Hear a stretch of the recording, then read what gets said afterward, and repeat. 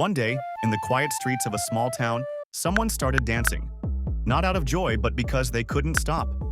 A few days later, hundreds joined in, dancing until they dropped dead. This is the true story of the deadly dance plague of Strasbourg in 1518. The beginning. A solo dance. It all started in the summer of 1518 in Strasbourg, a city that's now part of France. One day, a woman named Frau Trophea began dancing in the street, not because she wanted to celebrate, no. She danced for hours without even a moment's rest. People gathered around her, watching in horror. But no one knew why she was doing it. The spread. A city gone mad. A few days later, something even stranger happened. Others joined Frau Trophea and started dancing too. It was like an invisible force was making them dance. Within a week, the number of dancers grew to 34, and by the end of the month, over 400 people were dancing uncontrollably in the streets of Strasbourg. They danced day and night, without food, water, or rest, just dancing. The townspeople were terrified. Many of the dancers collapsed from exhaustion. Some had heart attacks, and it's even reported that up to 15 people died each day.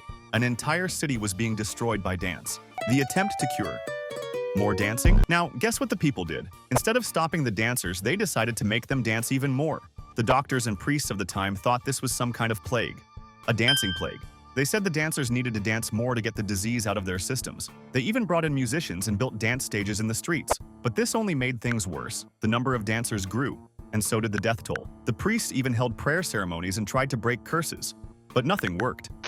Scientific explanations. What caused the dance? Now let's look at this a bit more scientifically. Modern scientists have a few theories. One theory suggests this might have been a case of mass hysteria. Back then, the people of Strasbourg were under a lot of stress. Famine, disease, and war had broken them down. Their minds reached a strange state that made them start dancing uncontrollably. Another theory says they might have been poisoned. A type of fungus called ergot, which grows on rye, can cause hallucinations and convulsions. If the people ate bread contaminated with this fungus, it might have forced their bodies to dance. But no one knows the truth for sure. This remains one of the strangest events in history, a mystery that's still unsolved. This is Mation Studio, and thanks for watching.